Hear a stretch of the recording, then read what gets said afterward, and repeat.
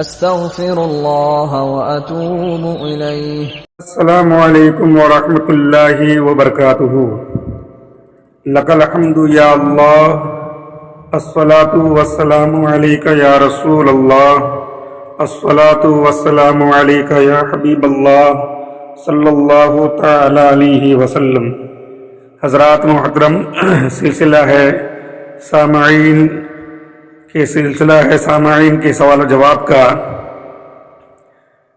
جس طریقے سے لوگوں کا سوال آتا ہے اس طریقے سے جواب دیا جاتا ہے.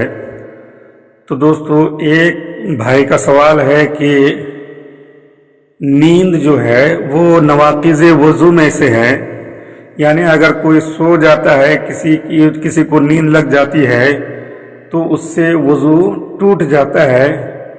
تو بھائی کا سوال یہ ہے کہ انبیاء کرام، اولیاء کرام کا نیند سے وضو کیوں نہیں ٹوٹتا؟ یعنی جب انبیاء کرام سو جائے اور اولیاء کرام سو جائیں تو اس سے وضو کیوں نہیں ٹوٹتا؟ دوستو، بھائی کا سوال یہ ہے. تو اس کا جواب میں آپ کو بتا دوں. سب سے پہلے آپ یوں سمجھ لیں، خیال رہے کہ انسان میں اللہ تبارک و تعالی نے 2 روحیں رکھی ہیں. کتنی؟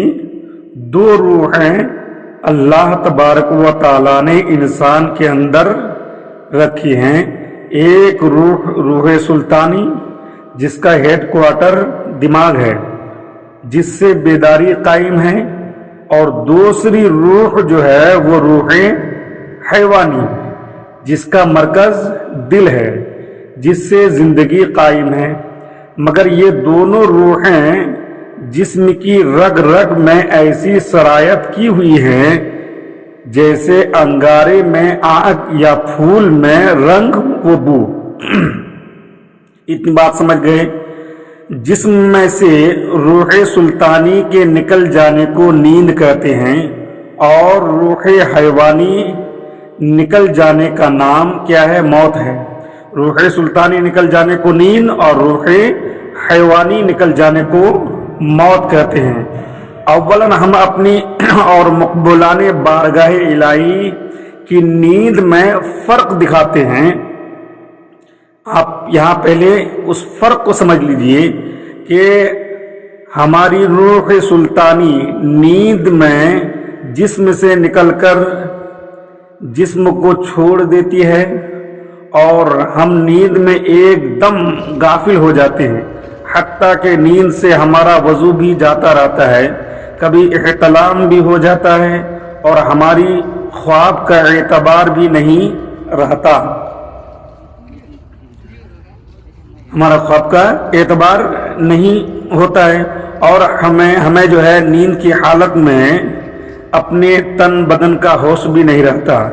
یعنی ہماری روح سلطانی نیند میں ہم سے نکل بھی جاتی ہے اور جسم کو چھوڑ بھی دیتی ہے. اب آپ آ جاؤ حضرات انبیاء کرام کی نیند کی طرف. روح سلطانی ان کے اجسام سے نکل بھی جاتی ہے مگر انہیں چھوڑتی نہیں ہے، بلکہ تعلق برابر قائم رکھتی ہے، جس کی وجہ سے انہیں نیند میں غفلت نہیں طاری ہوتی. اسی لیے ان کی نیند وضو نہیں توڑتی. یہاں تک آپ سمجھ گئے؟ انہیں کبھی احتلام نہیں ہوتا، ان کی خواب وحی الہی ہوتی ہے، غرض کہ ان پر نیند کی حالت میں بیداری کے احکام بھی جاری رہتے ہیں، حتیٰ کہ ان کی خواب سے شرعی احکام منسوخ ہو جاتے ہیں. دیکھیے آپ کہ بے گناہ بچے کو ذبح کرنا ہر دین میں حرام ہے، مگر حضرت ابراہیم علیہ السلام کی خواب نے اس حکم کو منسوخ کر دیا، اور وہ خواب کی بنا پر اپنے فرزند ارجمند کے ذبح پر تیار ہو گئے.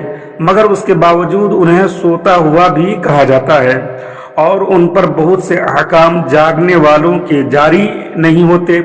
اس حال میں ان پر نہ نماز فرض ہوتی ہے، نہ تبلیغ، نہ سلام کا جواب، اور نہ بیداری کے دوسرے احکام۔ اب اس وقت میں انہیں یہ کہہ سکتے ہیں کہ وہ سو رہے ہیں، اور یہ بھی کہہ سکتے ہیں کہ وہ جاگ رہے ہیں، اور یہ بھی کہہ سکتے ہیں کہ وہ زندہ ہیں، مگر الگ الگ حیثیتوں سے۔ جب اپنی اور پیغمبروں کی نیند میں فرق سمجھ لیا تو آپ بخوبی آپ کو مسئلہ یہ حل ہو گیا کہ ہماری نیند سے وضو کیوں ٹوٹتا اور انبیاء کرام کی نیند سے وضو کیوں نہیں ٹوٹتا۔ واللہ اعلم بالصواب۔ السلام علیکم ورحمۃ اللہ وبرکاتہ۔ محترم حضرات، جو حضرات اب تک ہمارے چینل کو سبسکرائب نہیں کیے ہیں وہ سبسکرائب کریں، اور آگے تک اس ویڈیو کو شیئر کریں تاکہ دوسروں تک بھی یہ معلومات پہنچے اور ان کو بھی معلوم ہو جائے۔